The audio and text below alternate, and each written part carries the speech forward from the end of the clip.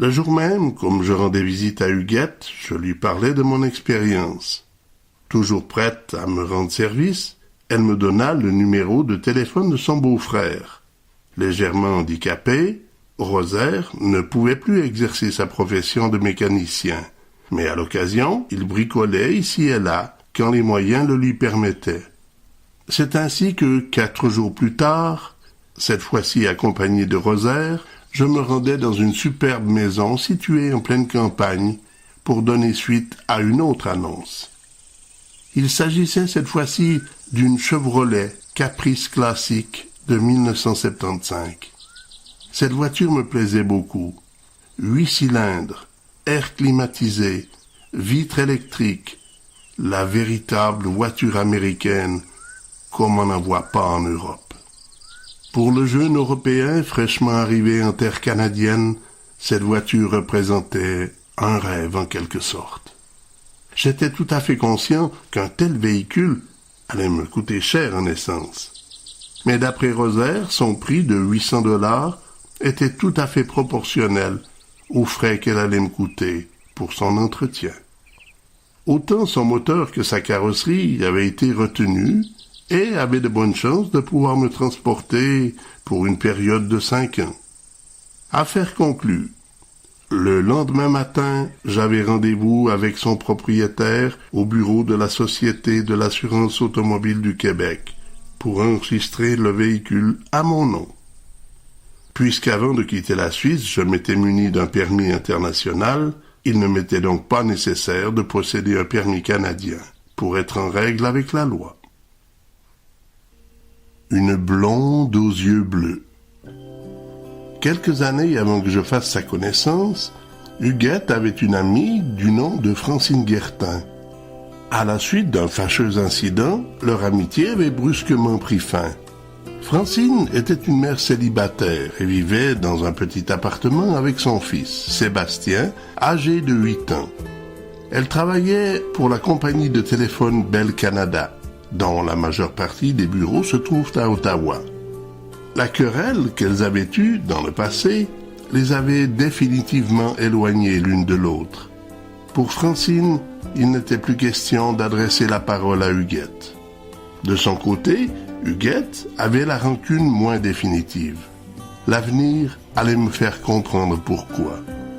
Dans son enfance, Huguette avait vécu dans le même quartier que la famille Guertin. Francine avait 4 sœurs. 3 d'entre elles étaient plus âgées et la 5e était la plus jeune. Or, Huguette avait gardé contact avec la 3e des sœurs, celle qui était née 3 ans avant Francine et qui se prénommait Claudette. Sachant que Francine n'avait pas d'amis, Huguette me demanda si j'étais intéressé de faire sa connaissance. Elle avait un enfant de 8 ans et c'était un garçon. 3 petits points de réflexion. J'étais seul, condamné à le rester, et j'avais une voiture.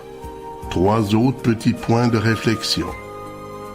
Toute réflexion faite, qu'avais-je à perdre? J'acceptais donc qu'Huguette tente de nous mettre en contact. Et c'est ainsi qu'elle téléphona à Claudette afin d'obtenir le numéro de téléphone de Francine. Et lorsqu'elle l'eut donné, ce fut à moi de jouer. Je pris donc mon courage à 2 mains et de l'autre composai le numéro de téléphone de Francine. Notre première conversation devait durer plus d'1 heure. Je suppose que nous avions, elle et moi, autant de plaisir à converser l'un avec l'autre. J'y comptais ma biographie, les beaux moments seulement. Elle me confia sa jeunesse, ses beaux souvenirs seulement. Et 2 soirs plus tard, nous prîmes contact. Je proposai à Francine d'aller y rendre visite le lendemain soir, afin cette fois-ci de nous rencontrer en personne. Après qu'elle m'eut donné son adresse, je me rendis compte que lorsque j'habitais chez Reine et Roland, je demeurais à 1 minute à pied de chez Francine. Je n'eus donc aucune difficulté à trouver son adresse. Lorsqu'elle m'ouvrit la porte et que je la vis pour la première fois, je fus très impressionné par la couleur de ses yeux. Huguette m'en avait parlé, mais je n'y pensais plus. Elle était blonde, des cheveux mi-longs et avait de magnifiques yeux bleus. Ce même bleu qui m'avait rendu amoureux de la Costa Brava et de la mer Méditerranée. Mis à part ses yeux, elle avait un beau visage et une peau d'une rare douceur. Le seul point qui peut-être aurait pu éventuellement la désavantager était son nez. Elle le savait et devait m'avouer à notre deuxième rencontre que plusieurs personnes l'avaient déjà identifiée à Barbara Streisand. Quant à moi, les nombreuses cicatrices que j'avais au visage étaient à mes yeux un handicap beaucoup plus évident que d'avoir le nez d'une star. Comme il ne dormait pas encore, elle me présenta son fils de 8 ans, qui portait le joli prénom de Sébastien. Pour moi, ce prénom me rappelait de très bons souvenirs. Lorsque dans les années 60, la télévision française avait produit le feuilleton Belle et Sébastien, tous les enfants de mon âge s'identifiaient au jeune Mehdi, qui interprétait le rôle de Sébastien.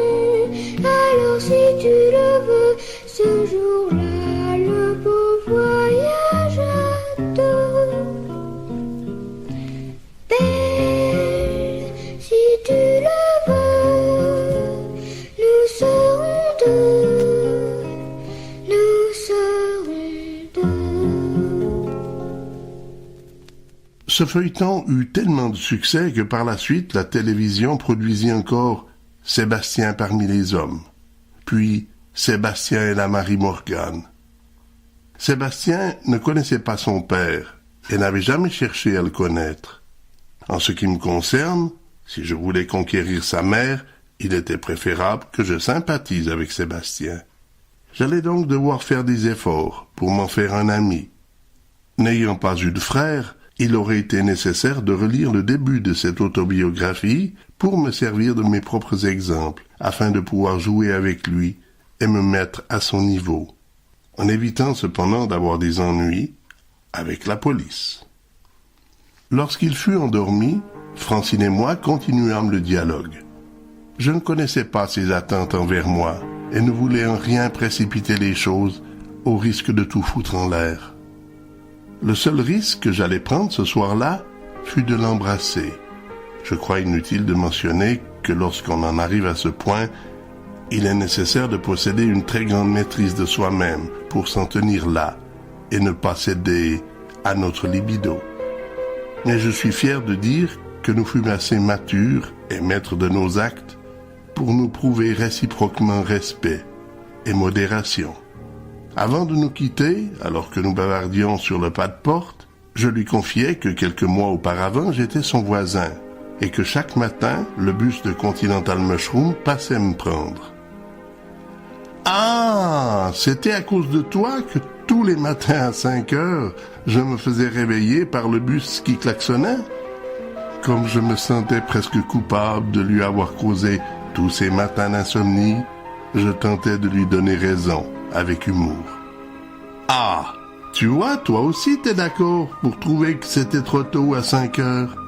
La même chose que moi. J'aurais volontiers dormi 1 heure ou 2 de plus. Ils auraient pu attendre qu'il fasse jour au moins. Mais ils n'étaient pas vraiment fâchés après moi, et nous nous quittâmes avec le sourire. Tout allait pour le mieux. Côté cœur, cela semblait bien parti. J'avais un emploi, pas commencé, mais assuré, et une belle américaine, ma Chevrolet, pour me déplacer. Une personne de nature pessimiste aurait dit « c'est trop beau pour que ça dure ». Et elle aurait eu raison. Le lendemain, nous étions un vendredi, dont je ne me souviens plus la date. Étant donné la tournure qu'allaient prendre les événements, il devait sans doute s'agir d'un vendredi 13. Vers la fin de l'après-midi, alors que j'étais en ville de Hall, je décidai de regagner mon domicile pour avoir tout mon temps afin de me préparer pour la soirée qui s'annonçait. Je remontais le boulevard Saint-Raymond, où la circulation était assez dense. Pour ne pas être ralenti par les automobilistes qui ralentissaient pour prendre les rues qui partaient sur la droite, j'avais choisi de rouler dans la voie de gauche.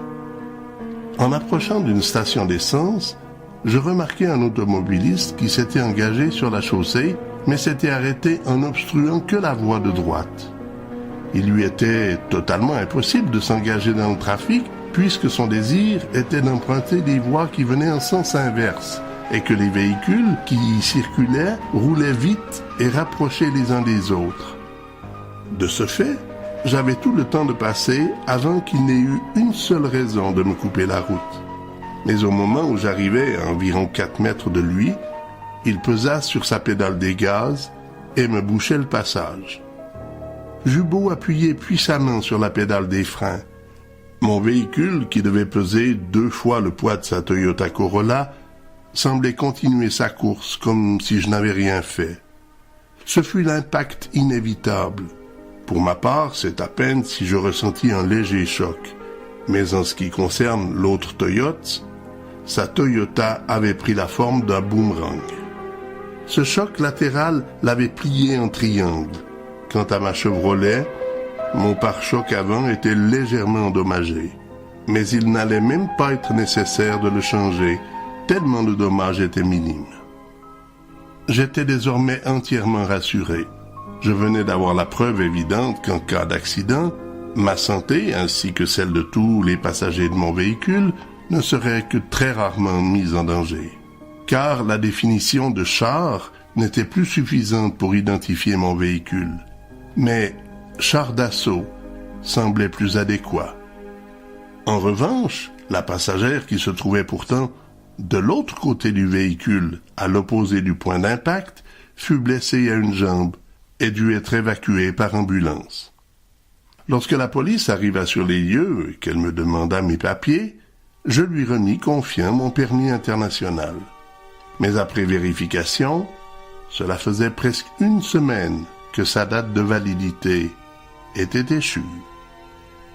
Comme je roulais sur la voie de gauche et que l'autre automobiliste m'avait coupé la route sur les 2 voies, je ne fus pas considéré responsable de cet accident.